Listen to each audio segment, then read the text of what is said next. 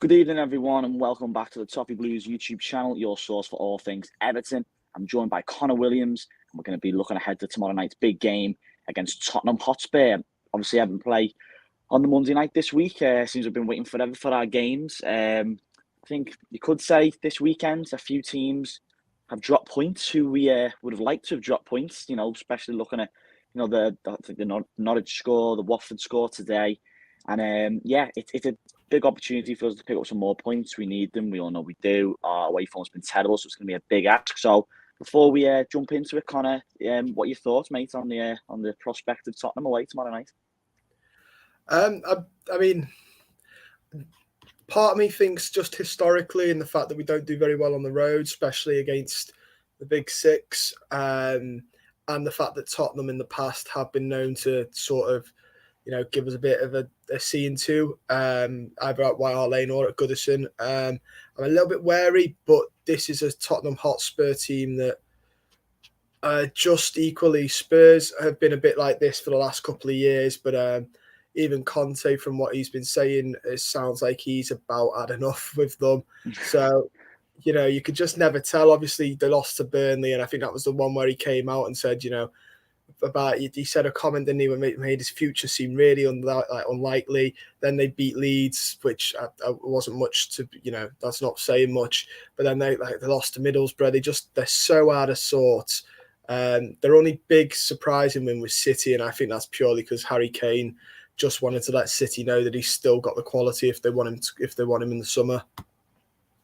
Yeah, absolutely. They're a funny side, Tottenham, aren't they? For all the quality that they have, and the players that they have at their disposal, and they are very inconsistent sides. Don't know, what you're going to get from Tottenham.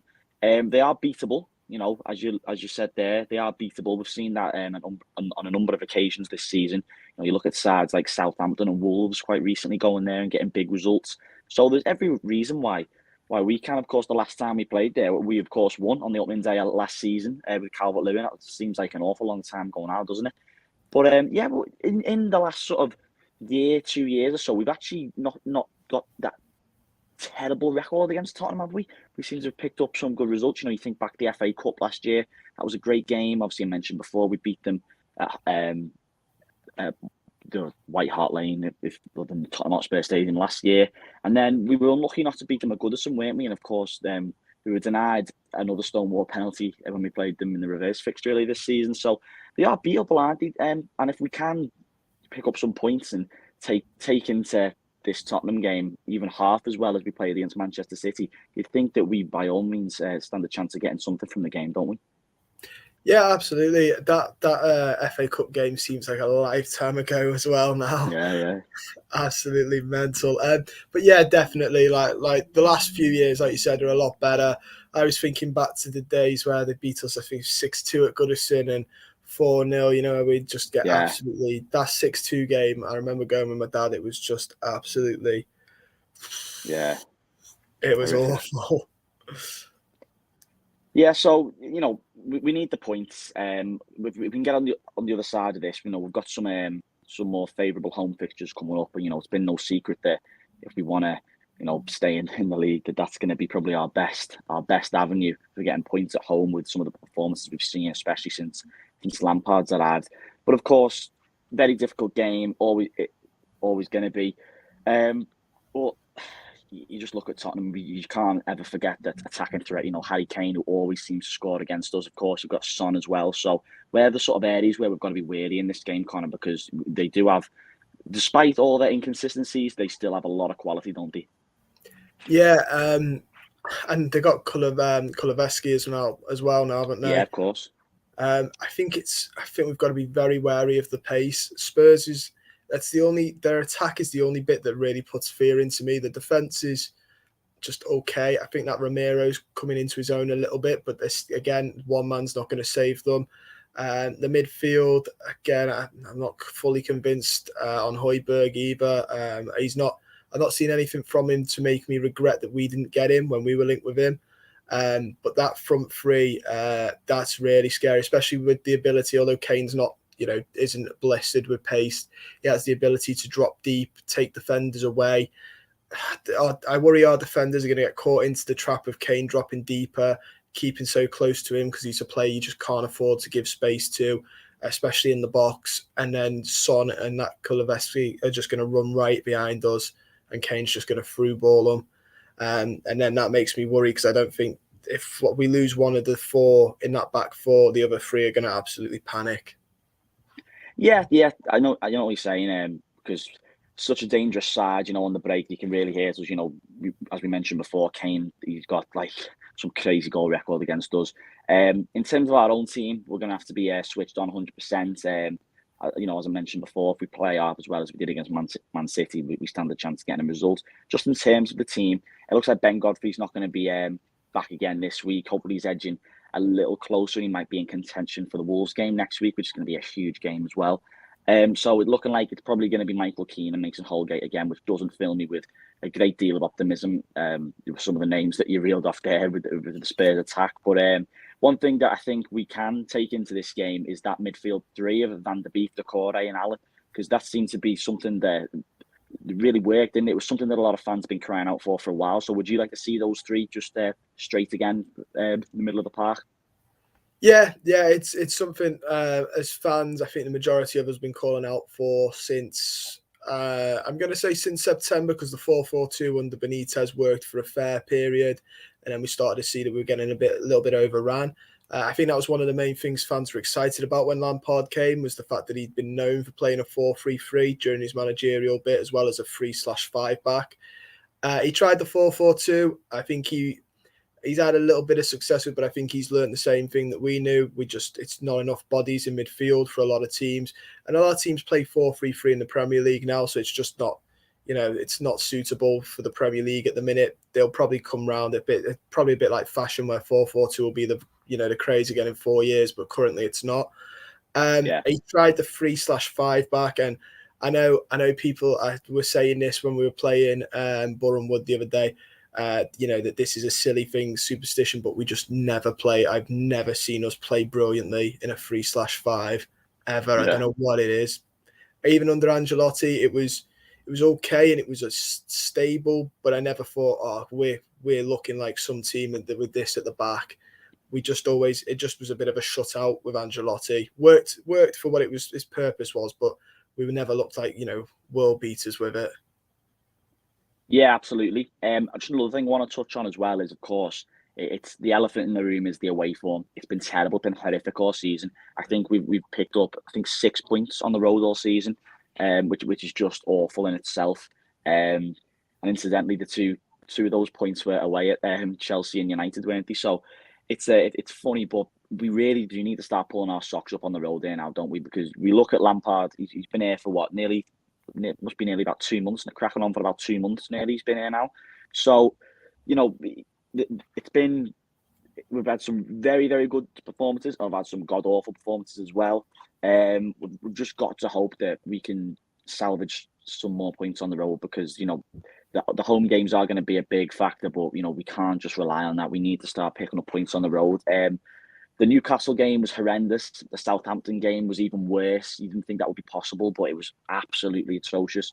So how important is it, Connor, that we get this away form sorted? And just on it, why do you think this is? Why do you think we have been so bad away from home this season?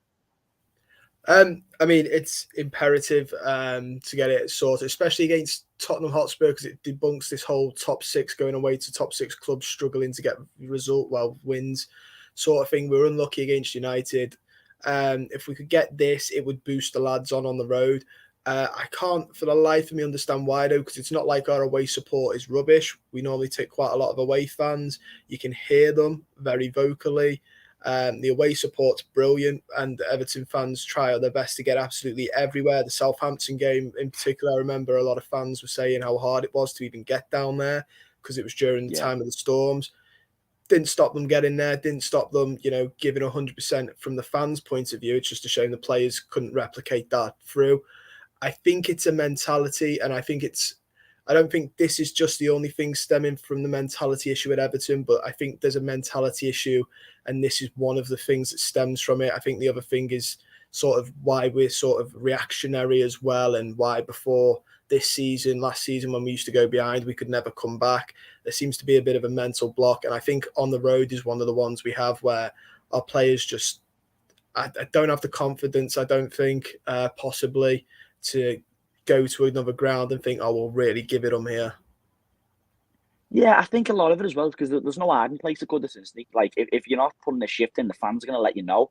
But away, they just seem to, the levels just don't, they just don't even remotely match up. But it's funny because, like, against Newcastle in the first 10 minutes, I thought we started all right against Newcastle away from home. And the same can be said for Southampton. But of course, we get denied the Stonewall penalty, and then Allen gets booked. And then from that point onwards, we just never looked like doing anything in the game. So, it's important maintaining that level, making that good start, but just continue taking it to Tottenham. Because as you rightly pointed out before, if you get in the faces, that some of their centre backs, some of their players, they're not the most mentally strong players either. Let's not forget. So they're there for the taking.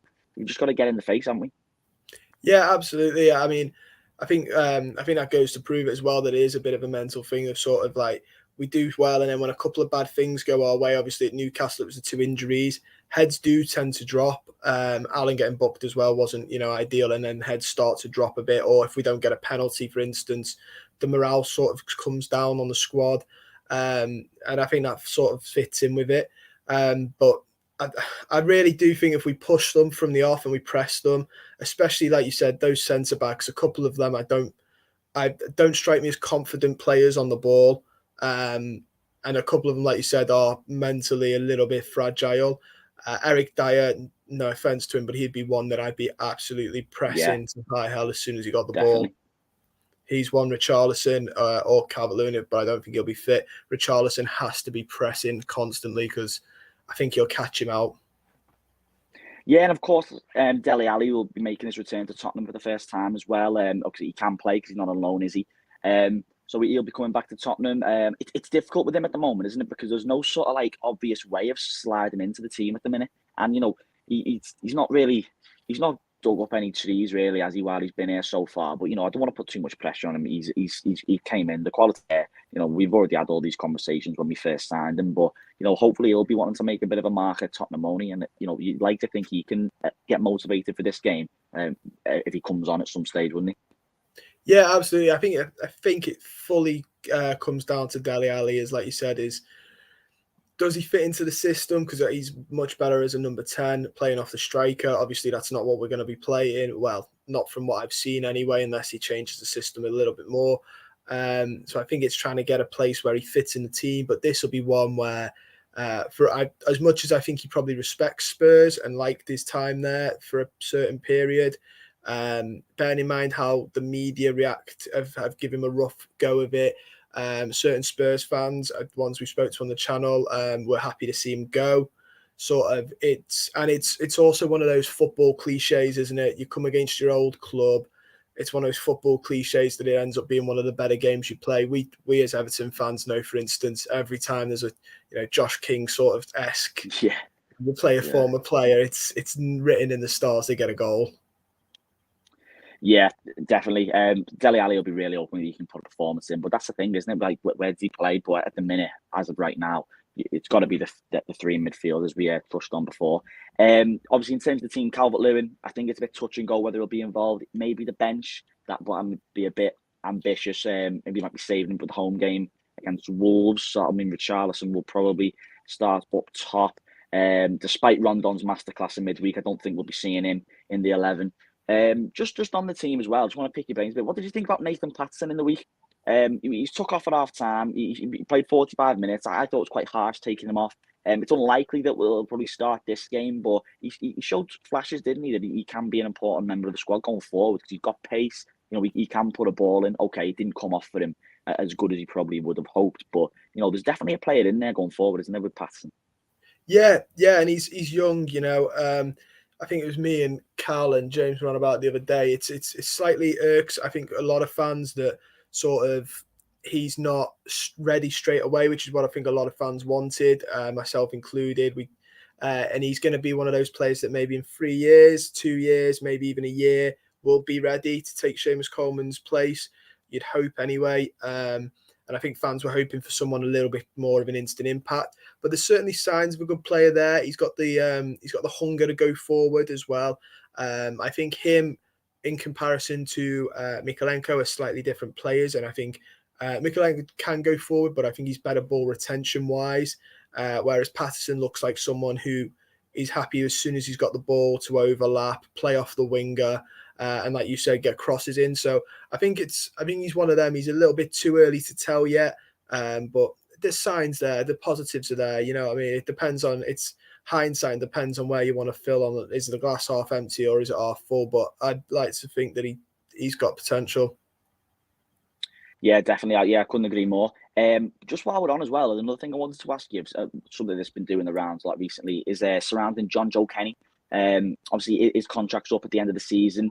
I think there was a poll up on Twitter earlier on about whether people would be happy to see him given a contract extension. Personally, I wouldn't. I don't think so. I just don't think he's good enough personally. I think if you've got Patterson there and, okay, he's had a few good games, but it's very easy to get sucked in to this, false sense that he's a good player. Because he's not a bad player. He's not a terrible footballer, but we just need to. I just feel, this is my personal opinion, that you need to cut our cloth sometimes with some of these players. So where do you stand on the John Joe Kenny debate at the minute? Would you give him a new contract or? No. He seems like a lovely lad, and I get the sentiment behind him and stuff. And the club did something about how far he used to live from the ground and him walk to the ground the other week, and it's lovely sentiment. But he didn't really pull up trees at Schalke. I think he got rookie of the month for his first month, but then sort of was just okay, and then went to Celtic. Didn't really pull up trees in the Scottish League. Wasn't from what I've heard, Celtic fans really didn't want to keep him either. He has had some good games for us, but like I was looking the other day, and like he obviously had the Leeds game where he was good, but then the game after that, it supposedly, I don't think he had a brilliant game after that, and it's sort of against Southampton, and I don't think he was awfully. I mean, City's a bit hard to judge him on, but the Southampton one, I didn't think he was brilliant in. And like that is probably the story of John Joe Kenny's career in the least offensive way to the lad. Every time he has one game where you see that glimmer of hope and you're like, oh, there's a player here. The next game he'll, fall in line with the rest of them of being, shadows of what you've seen over weeks. So, like, for instance, he got the assist against Borough Wood. I mean, they are a National League team, so I'm not going to, hype him up too much for that, but it was still good to see. But there's just no consistency with him, and he's at the age now where we probably, should be looking. We don't need another Luke Garbett where somebody's knocking about the team at a level that's unfortunately maybe too big for him. Like you said, he's not an awful player. I just don't think he's of the standard that the fans want the club to be at, which isn't this either, by the way. Like, no fan wants us here, but we'd hope we'd be, best of the rest is what we aimed for 5 years ago, and I don't think he's a best of the rest player. He wouldn't get into Leicester, Wolves, his squad, he wouldn't get into West Ham's. When you think about all the clubs that we now look at and go, oh, they've overtaken us, he doesn't get into Southampton's. Maybe it's time he looks maybe the Championship, in all honesty. Yeah, that's it. I mean, I think you're spot on when you say, he's one of them players, and yes, he will have a good game, but then the next week, and it's like one good game in every 5 or 6, and there's too many of them players at this club for me. And he just falls into that bracket. And like you said, I'm sure he's a nice lad and everything, and he has done a job when called upon. But there's just too many. There's too many players in that Everton side who are sat on the on the wage bill. This is an opportunity. We've gone on. How many times have we gone on in the last couple of years about saying, "Oh, we can't shift this deadwood and the contract situation of some of these players"? I'm sorry, but I think he does need to go at the end of the year. I could be wrong. They might offer him a new contract. I wouldn't surprise me if the club did, because we all know what the club are like when it comes to sentiment. But I wouldn't personally. And there is a poll on the Toffee Blues Twitter account. There's just over 15 hours to go. 64.7% out of 5,225 votes have said yes to giving John Joe Kenny a new contract. I don't know. I disagree. I disagree. I thought it'd be a lot closer than that. I think the Leeds game has saved him, because I think if you'd asked him before he did that left back shift against Leeds, you'd be looking at that the other way. I think the Leeds game and the fact that he's come in and played at left back. I mean, Irwin's put it in and he likes him as well, and he's done a job when needed. I think if you asked before that Leeds game, that'd be the other way. I think the Leeds game is sort of what's still in people's mind there. Yeah, and this is the same Leeds game that convinced many people that Alex Iwobi was a world beater as well, which is nonsense. But so yeah, just before we wrap up, let's jump into a few of these comments ahead of the game. Dylan Wilson says 1-1, maybe 2-1 to us. A draw would be a great result, wouldn't it? A point would be massive on the road to Tottenham. Like, I'd take that all day long. There's a lot of people on board with playing Alan Decore and Van der Beek in midfield again. There's a bit of a worry, wasn't there, that maybe he would have been not fit for this game because he did go off, but it just turned out to be cramp, I think, did it? After the City game? Yeah.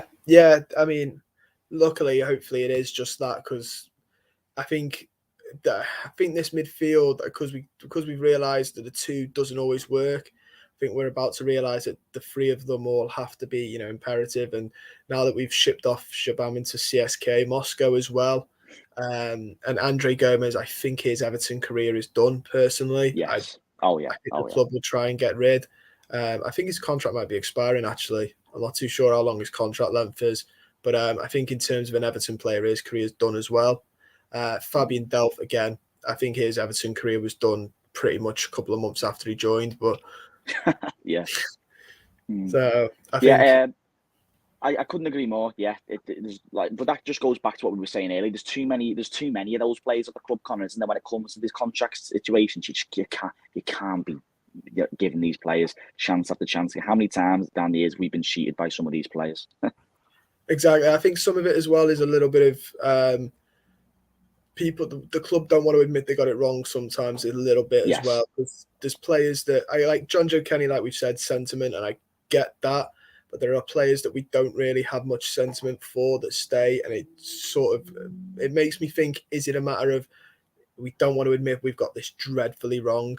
I've just seen there that we've just put in Andre Gomez expires in 2024. I imagine the club will be desperately looking to see if anybody looks. They'll be listening to offers, surely, if there are any. There's a few. I remember in last couple of transfer windows, there's been a couple of whisperings about the likes of teams like Benfica or Porto or something that could maybe have him there as a squad player, which would suit all parties down to the ground, I'm sure. Matthew says Spurs have not been at the best at home this season. If we play like we did against Man City, we could get something from this. Happy with the point. Yes, Matthew, 100% we would. What else have we got here? As you just said, Gomez is a 5-year deal. Signed in 2019. God, 5-year deal. We are our own worst enemies, aren't we? We really are. That loan spell did him wonders. Yeah, honest to God, yeah. Erwin Koeman says, "What are your thoughts on the likes of Mina? Contract is up next year. Sell." I like Yerry Mina. I think he's the best defender of the club. However, for me, when he went off, he'd not long come back when he played against Newcastle, and I just think his legs are made of poppadoms or something, because he's just not. You can't rely on him, and we can't have too many players like that in the team. Like, I like not Andre Gomez. I like Yerry Mina, I really do, and I'd love for him to be relied upon week in, week out. But we just can't.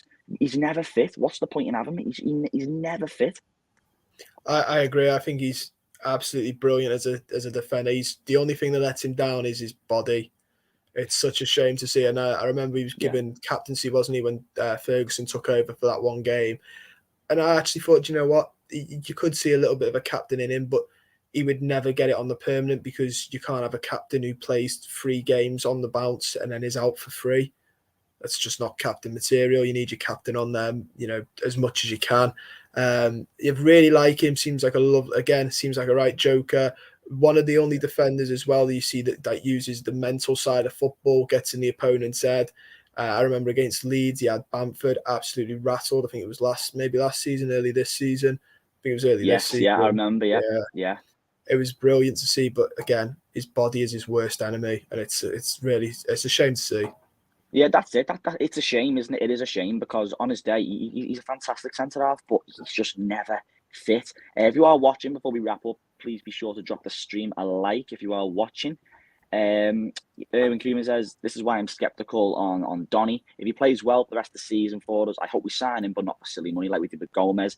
I'd like to think the club have learnt lessons, and the strategic review is maybe looking at situations like that where, you know, someone comes in for a short period of time on loan, does well, and instantly you throw a 5-year contract and a shed load of money away, and they fall off. I'd like to think, I think it's still a bit touch and go as whether we will be able to keep Donny van de Beek. I think a lot of that depends on what happens at Manchester United. But yeah, so far he's been great. But I do know what you mean. But hopefully, the club have learned lessons, as we said. Right, okay. Before we wrap up, predictions, Connor. What do we reckon tomorrow night? I'm gonna I'll say 1-1. I think 1-1 is a very, very good prediction. Yeah, I'm inclined to go with a 2-2. We normally like a good 2-2 against Tottenham, don't we? But yeah, like, be a great point. We just have to just put in those performance levels that we've seen at Goodison Park and against Manchester City. And I believe against that Tottenham side that we are, if we play like that, we'll be more than equipped to come away with something. 3 points would be fantastic. A point would be a good result. You know, with all the games in hand we have and other teams dropping points, it'll be a massive point. Every point's massive between now and the end of the season. Right, we shall leave it there, Connor. Thanks for jumping on. Hopefully we can get the job done tomorrow night and you know, stop the rot with this away form more than anything else and get a much needed result as we can maybe start pulling away from those relegation places. Okay, everyone, thanks for tuning in and all the best, and hopefully we can get some kind of result tomorrow. Take care, everyone. Bye now.